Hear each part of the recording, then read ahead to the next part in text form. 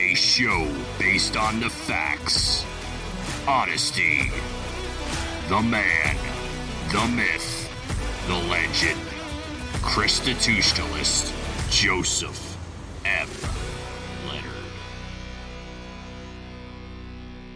Welcome to Constitutionalist Politics Podcast, aka CTP. I am your host, Joseph M. Leonard, and that's Leonard. CTP is your no muss, no fuss, just me, you, and an occasional guest type podcast. Really appreciate you tuning in. As Graham Norton would say, let's get on with the show! Alrighty. Hello, everyone. Welcome to another episode of Constitutionalist Politics Podcast. Joining me today is Gershon, and I'm sensitive to names, because my last name looks French. It's not. It's actually Polish somehow. Leonard Łaskowicki or something. Leonard without an O. It got shortened to. So Gershon, though, Gershon Siegel. Am I getting the last name right at least? Okay, great. And you were joking about your own name. What? Well, Gershon, people take Gershon and they go Gershon or Gershon, and I tell them my people were peasants and they couldn't afford an accent, so it's just plain Gershon. Yep. And you are the author of 10 Commandments Reboot. So obviously I saw that and said, oh, I got to hear about this. Hey, there it is for the benefit of those viewing on the behind the scenes video. He's holding up the book. But if you're on audio, why aren't you watching the video? You missed it. Yeah, you missed it. Yeah, I don't. Good to be here. Good to be here, Joseph. Good. I mean, I do get it.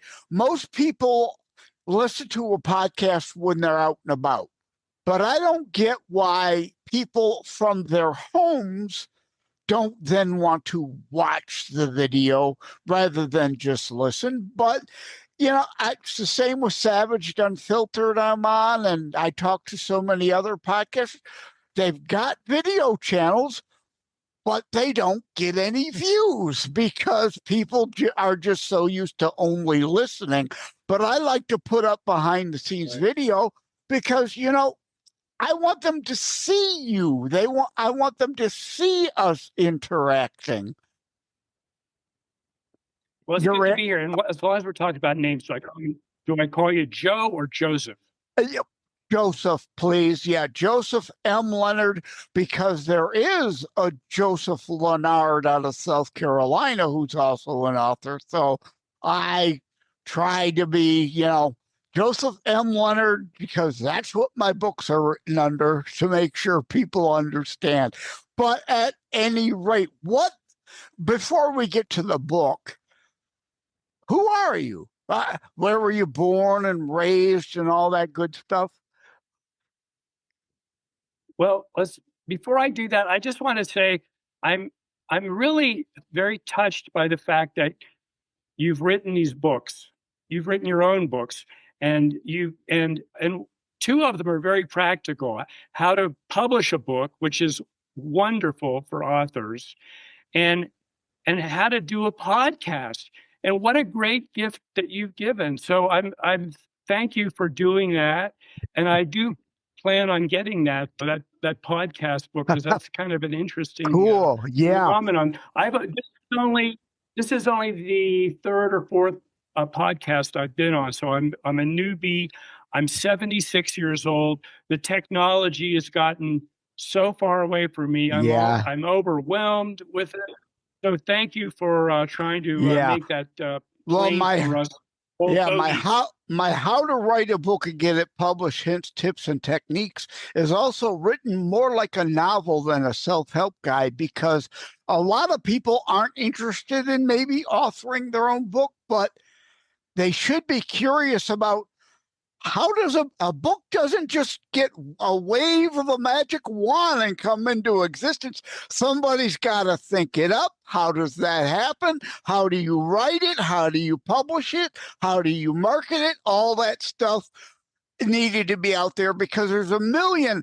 How to put your book on Amazon? Well, whoop-de-doo, I could read the Amazon help files for free for that. Right. So, Well, thank you for having me. oh, a great honor to have you. And what inspired the idea of Ten Commandments Reboot? Well, it seems to me that the Ten Commandments have sort of been, kicked to the curb. Here we have these 10 short little sentences that have been the undergirding of Western civilization. And yet they're not really being observed. And so I thought if I put them in a different context, made a story up about how they came to be, what God in heaven had in mind, because let's face it, we're in all kinds of crises, and part of those crises are moral crises. Maybe the moral crisis is really the telling thing here, and so I wanted to re-inject that into humanity. We've lost touch with divine governance. You know, we were given some original instructions, and we seem to be ignoring them. Yeah, and So I like thought it, if I do it yeah, and like it or not, in a humorous way, yeah, go on. Go ahead. if I do it in a humorous way, first of all, I kind of made Moses the villain, if you will. Interesting.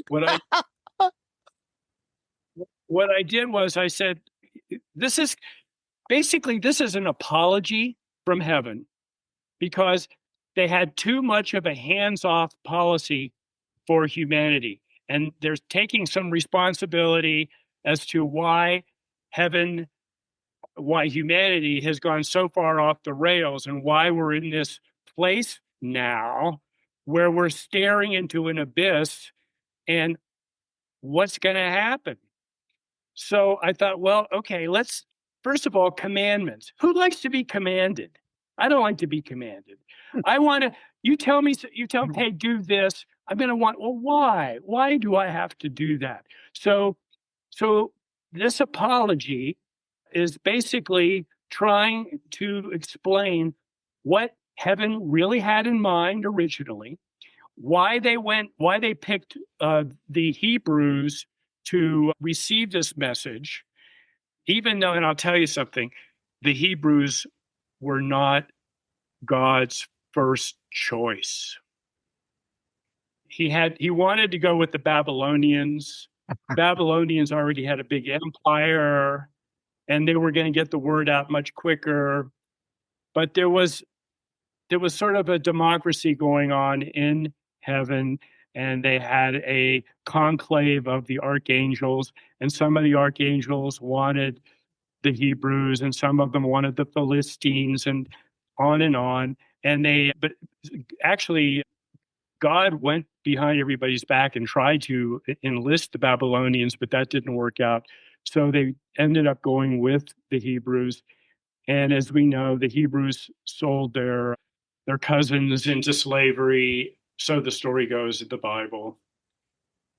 And so this was rather than flood the earth again, like in the time of Noah, and start all over again, they thought, well, let's just get a group of people together.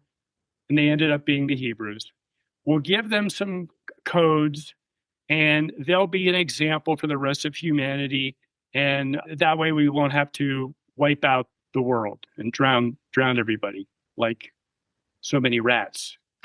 Well, they had to get somebody to deliver the message. They find Moses. Moses is the perfect candidate to do it. Only Moses is he's kind of an arrogant guy. He knows the Egyptian mysteries, and you're not going to bamboozle him like you did with Abraham. So Moses wants to be the most famous person that ever lived, and he wants final editorial decisions on these suggestions from heaven. Well, God was not very good at negotiation. He wanted Moses to do it, so he lets Moses be the final editor. Because first of all, there were not just 10, there were 15 original suggestions from heaven. And each one was about 1,000 words long. They obviously weren't going to fit on a little tiny stone tablet. But this is what they got. And Moses eliminated 5 of the original suggestions and also said, I'm not going to call them suggestions. I'm going to call them commandments. The Israelites need to be told what to do. They've been slaves for 7 generations, and they just need some straight out, this is how you do it. So that was, and Moses insisted. And Mel Brooks in the History of the World or whatever movie does a great tongue-in-cheek. I have your 15 commandments and drops one. I have your 10. So 10 commandments. We as Christians, we got to keep a sense of humor. I'm so glad you're saying that. And that is actually mentioned. I do reference Mel Brooks in the book. Anyway, and the other thing is, like it or not, even non-Judeo-Christian formed nations based most of our laws on the Judeo-Christian ethos Bible. I talk about Penn and Teller all the time. He's an avowed atheist, but he too says he has no problem with Moses and the 10 Commandments being on our SCOTUS building because indeed, whether they're suggestions, commandments, or just a non-believer looking at them saying, yeah, you don't get to kill me, I don't get to kill you, you don't get to take my stuff, I don't get to take your stuff. These are good, being a good human kind of things. So atheists shouldn't have a problem with it. A lot of them just hate Christianity and have a problem because they are laid out in the Bible. Right. Yeah, this book is not anti-religious at all. It's not anti-God. It's not anti-Jewish. Right. It's not anti-Christian. It's sounding a little tongue-in-cheek, but still serious. And I like that because I say on the show all the time, we Christians have to have a doggone sense of humor. We do indeed. As a matter of fact, I have up on my wall, it's a saying, it wasn't a Christian who said it, it was a Zen Buddhist monk or something. He says, in general life, one should laugh.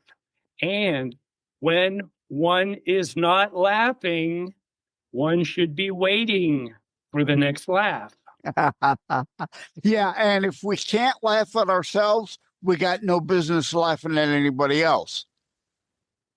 Well, yeah, we should start laughing at ourselves first before we laugh at other people. Yeah. You're laughing at other people, and you're walking a dangerous line there. You know?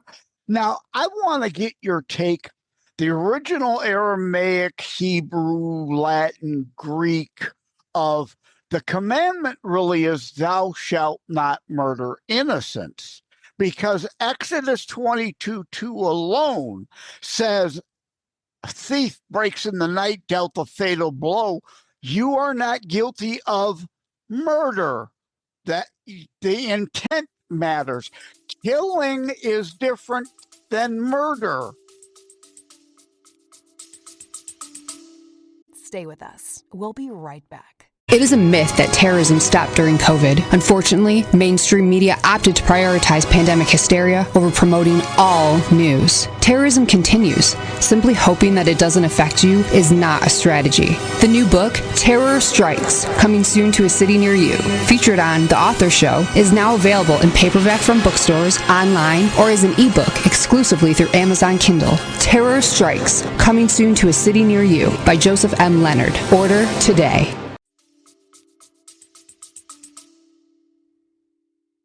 Yeah, that's a slippery slope when you're going to have an excuse to kill somebody. So, and we can create all kinds of scenarios.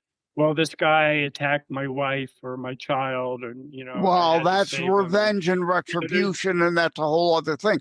But Genesis, Leviticus, and whatever, the death penalty is biblical. It is that you're not supposed to seek the revenge and kill the person. We are supposed to have fair and honest judicial system, but thou who sheddeth man blood by man shall have his blood sheddeth. The death penalty is biblical. Again, that is then someone is killing that person, but it is not guilty of murdering an innocent. Well, I don't want to be the executioner. That much I can tell you. Well, I understand and I get that too. But again, yeah, I as you said, we don't want to make it. We don't want to make right. We don't want to make excuse. Having connectivity issues again, like I did an hour ago with another recording. But yeah, we don't want to make excuses and that, okay, well, you can kill as long as you claim such and such. I'm not saying that, right? Some is forgivable. It's still a bad thing and to be avoided, but there are, right, self-defense is forgivable. Yeah, there probably are circumstances where, self-defense may be one of those times. Certainly, there's righteous martial arts. People have learned how to defend themselves. I think that's an important thing to do. And I also think you mentioned about a judicial decision rather than taking that on yourself. I'm certainly very much in favor of justice. Justice needs to be, but everybody has to have that sense of justice, carry that sense of justice within themselves, and treat each other fairly, with justice, with respect. We had the most wonderful example in Jesus coming and saying, "Turn the other cheek, love your neighbor, love your enemy, love your enemies." But he didn't say, but he didn't say, and the Bible doesn't say, I erase eye for an eye entirely. It doesn't say, be a continual sucker. It doesn't say, continually turn the other cheek to the point of allowing yourself to be abused. It doesn't say that. Context of the whole Bible matters. Context is supremely important. And you, Joseph, don't look like somebody who is going to be taken advantage of. I'm not going to worry about you being abused. You don't look like the kind of person that would take much abuse. Well, yeah, what is it? Not Matthew 5:17. I did not come to erase. Paraphrasing, I didn't come to erase the scriptures. I came to fulfill them. He's not removing all the Old Testament. The New Testament provides new context and the new way, the preferred way. But again, don't always be a sucker. You can't just allow yourself to be a sucker all the time. Jesus certainly never said that. No, he didn't. He didn't say that. And he did go into the temple and overthrew the money changers because he saw corruption. There was corruption, and when he saw corruption, he called people on it. And Yeah. he wasn't there to erase all the previous laws, but in a way, he supplanted all the previous laws by just saying love. Love is Yeah. the supreme law. Yeah. If everybody was coming from a place of loving everybody, we wouldn't need any other laws, basically. Yeah. And ultimately, back to what you said about justice, we are not to be judge, jury, and executioner all in one.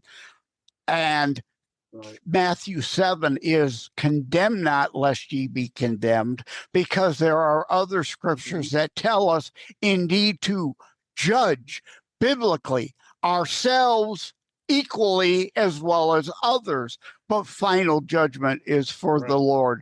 So again, there's all that necessary context that people want to warp Matthew 7 and use just the first 7 words, judge not lest ye be judged, leave out the whole rest of that scripture that talks about removing the log from thine own eye and indeed judging biblically.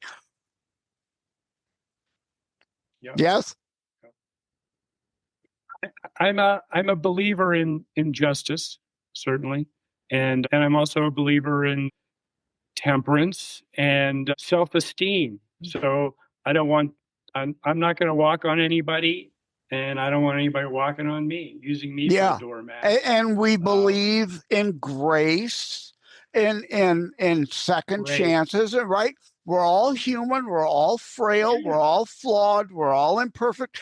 Everyone had and may in the future again have a bad day. First impression may not always be the correct one, right? So we have to give grace, and that's part of the whole turn the other cheek. Well, okay, and believe in reform and redemption. Hallelujah, brother.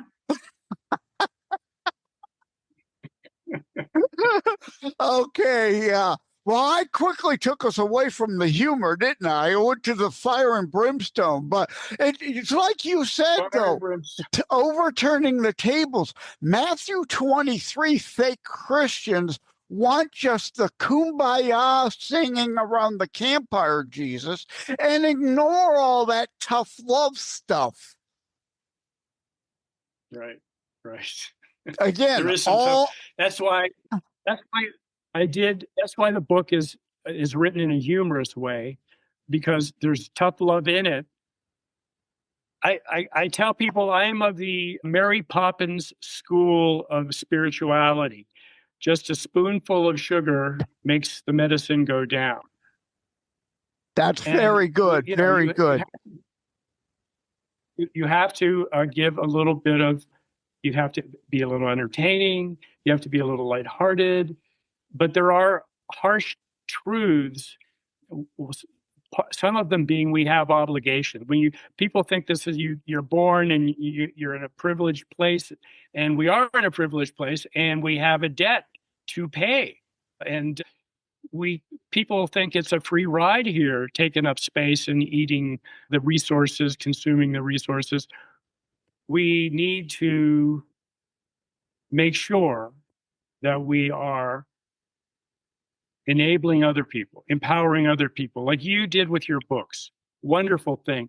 We all need to be in that place where we're trying to help others. There's so many self-help books out there. There's so many paths to self-perfection. I can make myself into a conscious, happy person. But if somebody's not benefiting from all the work that I've done on myself, then all that work that I've done on myself is for nothing. We're here to serve each other.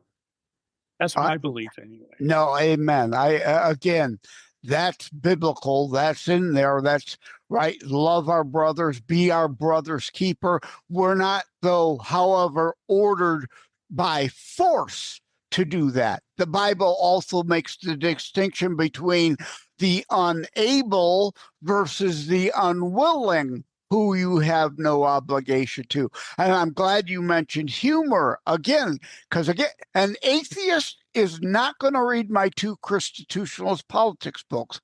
It's too serious for them.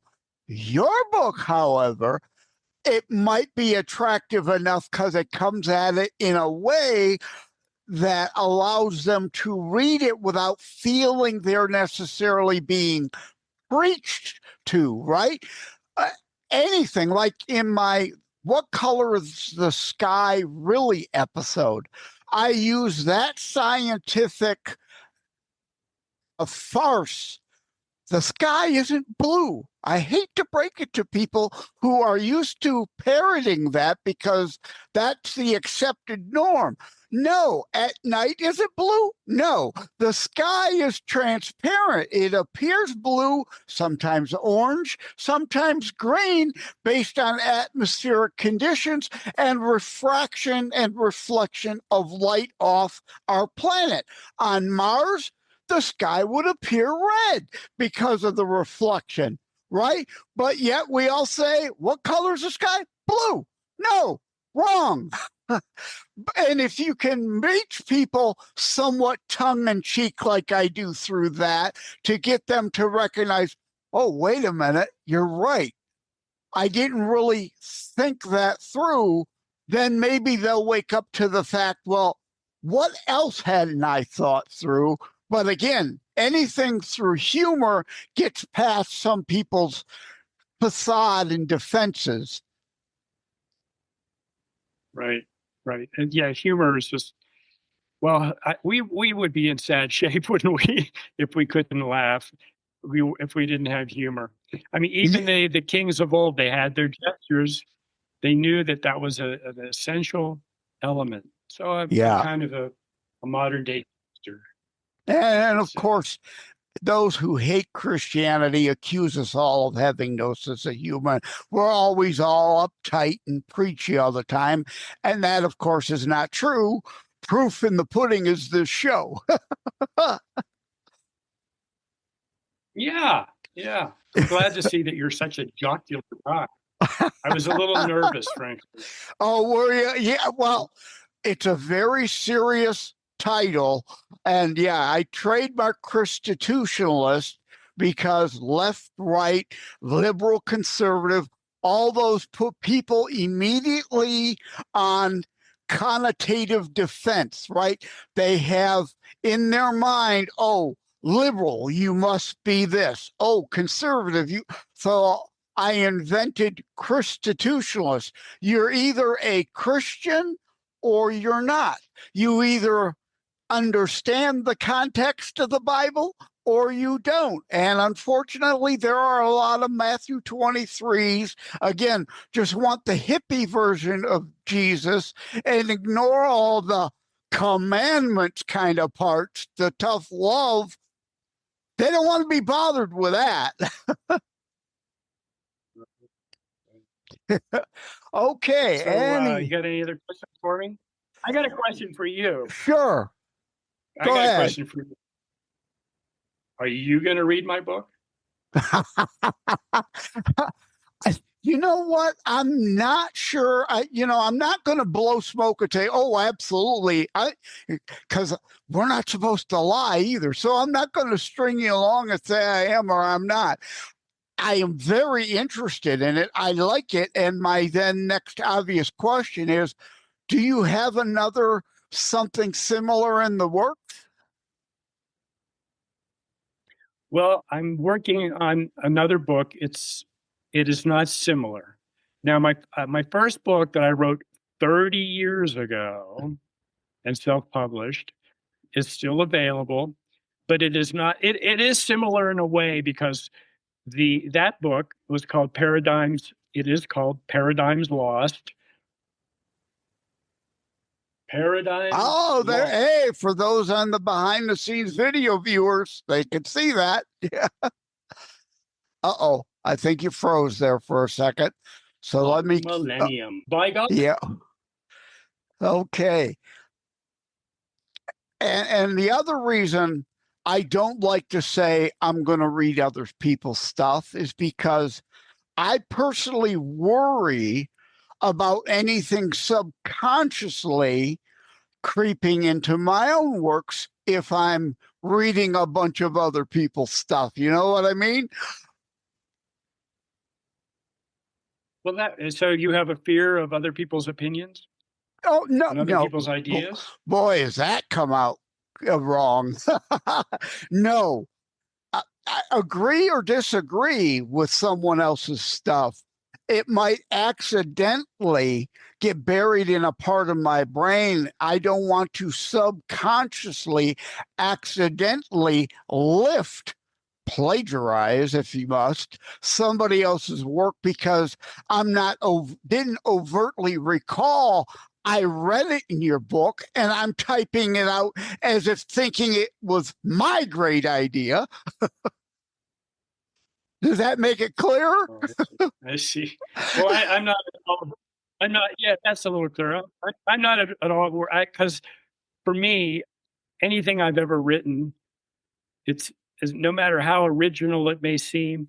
When you dig down there, it's derivative. You know, we're all victims of what we've been bringing in, conditioning from our parents and our teachers and so forth. So you're bound to be affected by whatever you take in, but that's okay. That's okay because you mix it up and you present it in a brand new kind of way, and hopefully you've got something original to say. Maybe not. But if you say it in a way that's, people need to hear the same thing over and over and over again, but they need to hear it in different ways, slightly different ways to make it stick. Yeah, in politics, having run for office myself, right? It's the touch 7 times. For office. Yeah, a couple times. Touch God the bless audience. You. God bless you. Well, I put my money where my mouth is, unlike a whole lot of other people that don't, right? Touch people 7 times, in 7 slightly different ways. A mailer, a TV ad, a radio ad, saying slightly different ways of the same thing as you're saying, so that your presence is enough then that it sticks. That's kind of what you're saying. The repetition matters. Yeah. Do you have a website people could visit? Yes, it is Gershon Siegel.com. Simple enough. I wrote it down to make sure when I edit the episode, I'll put it on the screen for all to see, looking on the few that bother to view the behind the scenes videos. Most people listen across the 25 plus audio platforms this show airs on, including Spotify and iHeart and all that. So I didn't say your name enough. Normally I like to repeat the name again, that touch 7 times to get it to stick. Thank you, Gershon, spelled Gershon, Siegel, and again, GershonSiegel.com. If you can't remember it or whatever, come back and look at the video. It'll be on the display. Thank you for joining me today. Take care. God bless. Thank you for having me, Joseph. That was very sweet of you to extend an invitation. I'm very grateful. Thank you for having tuned in for Constitutionalist Politics Show. If you haven't already, please check out my primary internationally available book, Terror Strikes, coming soon to a city near you. Available anywhere books are sold. If you have locally run bookstores still near you, they can order it for you. And let me remind, over time, the fancy high production items will come. But for now, for starters, it's just you as a very appreciated listener by me. All substance, no fluff, just straight to key discussion points. A show that looks at a variety of topics, mostly politics, through a Christian U.S. constitutionalist lens. So again, thank you from the bottom of my heart. Take care. God bless. Like and subscribe to Constitutionalist Politics Podcast and share episodes. We need your help. Wham Radio, 1600 AM and 92.7 FM is your conservative flamethrower. Weekdays, Steve Gruber starts things off at 6 a.m. Gruber gives his perspective on the issues of the day. At 9 a.m., Glenn Beck blazes the airwaves with his nationally syndicated program. From noon to 3, it's Dennis Prager. At 3 o'clock, it's Wham's own Thayrone X. On the Edge, Thayrone tells it exactly as he sees it. At 6, it's The Dana Show, your conservative alternative. At 8, don't miss Joe Pags. Weekends are filled with conservative talk as well. Fingers Malloy, Thomas LeDuc, The Abolitionists Roundtable, A Moment of Clarity with Pastor Rick, Your American Heritage with Ed Bondarenka, Dave Janda's Operation Freedom, and Dick Kupke's Trigger Talk. You can even get links to Wham podcasts from Dave, Dick, and of course Thayrone, all from their pages on our website, whamradio.com. Keep it locked on Wham Radio, 1600 AM and 92.7 FM in southeastern Michigan, and whamradio.com anywhere in the world.